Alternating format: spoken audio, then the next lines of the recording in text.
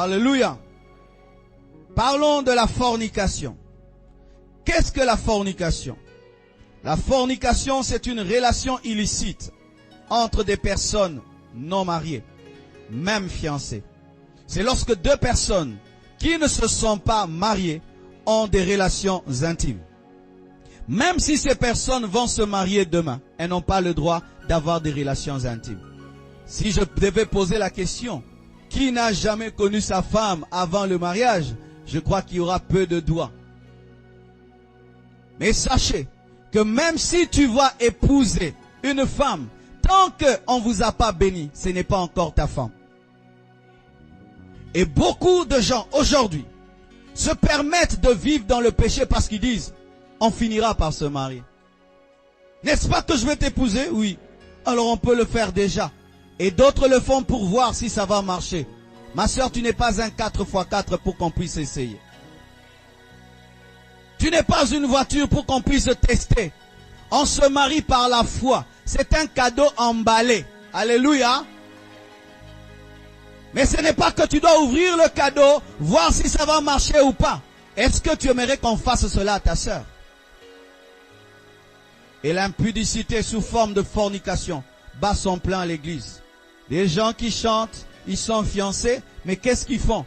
Ils ont déjà tout fait. Et même le jour qu'on les bénit, ils portent pour l'apparence des robes blanches, alors qu'ils devaient porter une robe rouge. Et vous remarquez ces mariés, le jour de leur bénédiction, ils ne sont pas pressés de partir parce qu'ils ont déjà tout fait. Ils font que danser jusqu'à 3 heures. Mais allez dormir. Ils dansent. Pourquoi on va dormir? On a trop dormi.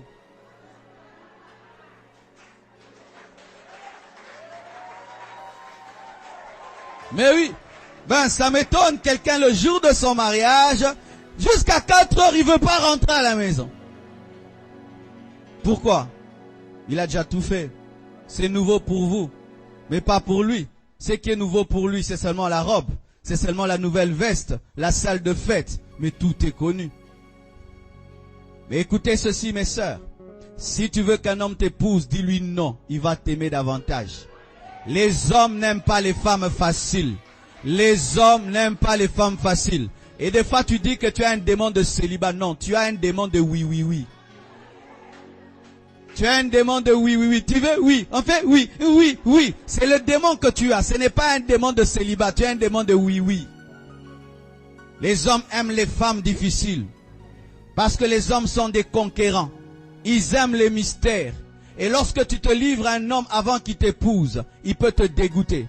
Des fois même, Satan peut te voler l'homme de ta vie parce que tu as cédé. Oui, tu as remarqué depuis que tu as cédé à ton fiancé, il y a maintenant des blocages partout. Il t'aime pas. C'était l'homme de ta vie. Mais comme il t'a goûté avant le temps de Dieu, et tu n'étais pas encore mûre, tu étais verte, alors ses dents sont aigries. Car une mangue peut être à moi, mais si elle n'est pas encore mûre, je veux la jeter alors qu'elle est à moi. Mais tu seras mûr le jour du mariage. Avant cela, le diable peut entrer dans vos fiançailles. On a vu des hommes épouser des filles qui ne sont pas très très belles parce qu'elles ont du caractère. Et nous voyons des filles très très belles qui jeûnent, qui prient pour se marier. Pourquoi? Telle connaît comment elle est, telle autre connaît comment elle est. Ma sœur, vraiment. Celui-ci sait que tu as un bouton ici, l'autre sait que ici tu as un bouton, et l'autre là et là. Oh, Dieu ne m'aime pas. Non, tu ne t'aimes pas.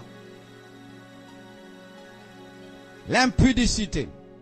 Et dans ce domaine, les hommes sont devenus tellement intelligents.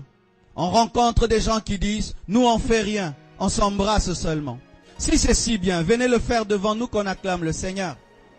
Parce que je peux embrasser ma femme devant vous, vous allez acclamer le Seigneur. Mais si c'est permis à ce que vous qui êtes des fiancés, vous qui êtes célibataires de le faire, faites-le ici, qu'on chante Alléluia. Pourquoi est-ce que vos consciences vous reprochent? Parce que vous savez que ce n'est pas permis.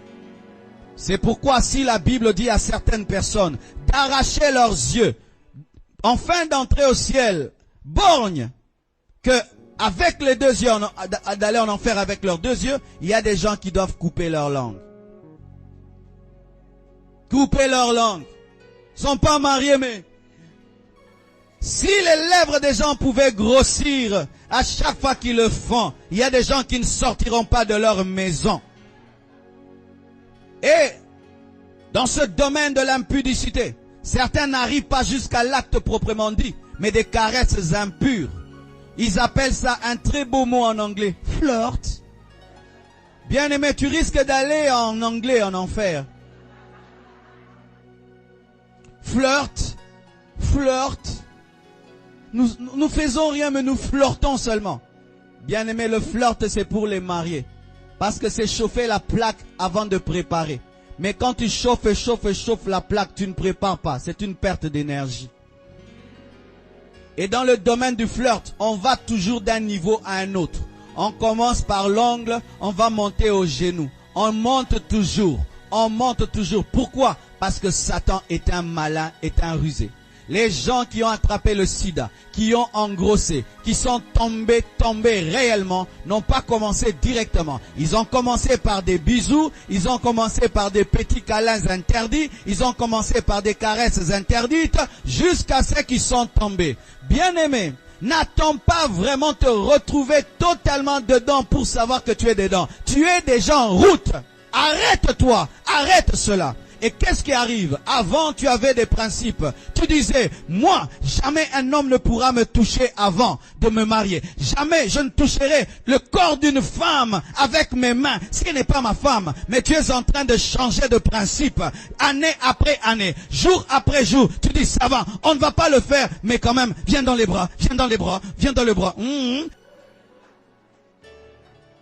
C'est pourquoi même à l'église, je ne sais pas, mais moi je ne crois pas en ces choses après le culte. Bien-aimé, bien-aimé, bien-aimé, bien-aimé avec les frères, pas avec les sœurs. Et, tu es un homme, elle est une femme quand même. Vous voulez dire qu'en ce moment-là, vous devenez des anges? Bien-aimé, alléluia, shikiri, bi. Non, non, non, non, non. Je ne crois pas cela. Ah, je ne crois pas ça, non. Si toi tu es un ange, continue à faire ça. Moi je suis un homme, je ne fais pas ça. Alléluia. Et l'intelligence du diable a tellement grandi qu'aujourd'hui il y a des pratiques. Et je vous ai dit, je vais appeler le chat par son nom. Nous sommes dans un monde moderne avec des péchés modernes. Et d'autres n'ont plus d'actes proprement dit. Ça devient la fellation. Ça devient le cunnilingus. On ne l'a pas fait. Je l'ai seulement fait ceci. Bien-aimé frère, ta bouche qui doit adorer Dieu.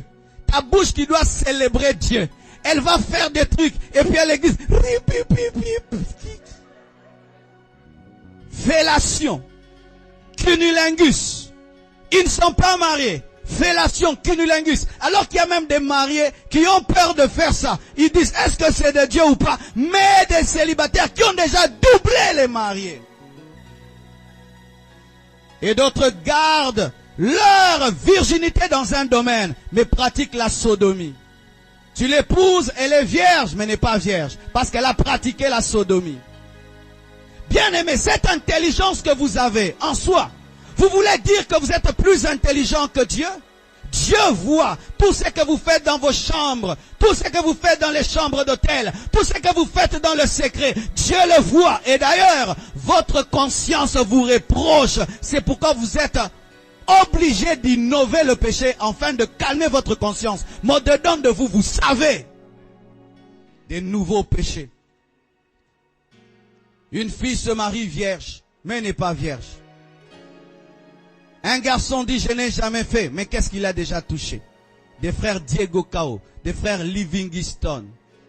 Il n'est pas gynécologue, mais il a maîtrisé toute la gynécologie. Mais un frère en Christ, un enfant de Dieu. C'est ma fiancée, je l'ai jamais... Est-ce que c'est... Hein? Et tout cela fait quoi? Que le diable trône dans la vie des gens qui prient, parce qu'ils prient, mais ils sont en train de créer une intelligence pour demeurer dans le mal, disant, ça on ne fait pas ça. Mais ce qui est autour, on peut le faire. Non. La Bible nous dit que lorsque Lot est sorti de Sodome et Gomorrhe, il devait s'éloigner de Sodome et Gomorrhe et aller au niveau de la montagne. Mais nous, qu'est-ce que nous faisons? Nous sortons du péché tout en restant près du péché. Pourquoi? Nous sommes comme la femme de Lot. Nos cœurs sont restés à Sodome et Gomorrhe, même si nous sommes sortis. Et nous prenons maintenant l'intelligence de la parole que nous avons. Des versets bibliques de cantiques. Les impudiques aiment beaucoup ces versets-là. Il dit... Alléluia.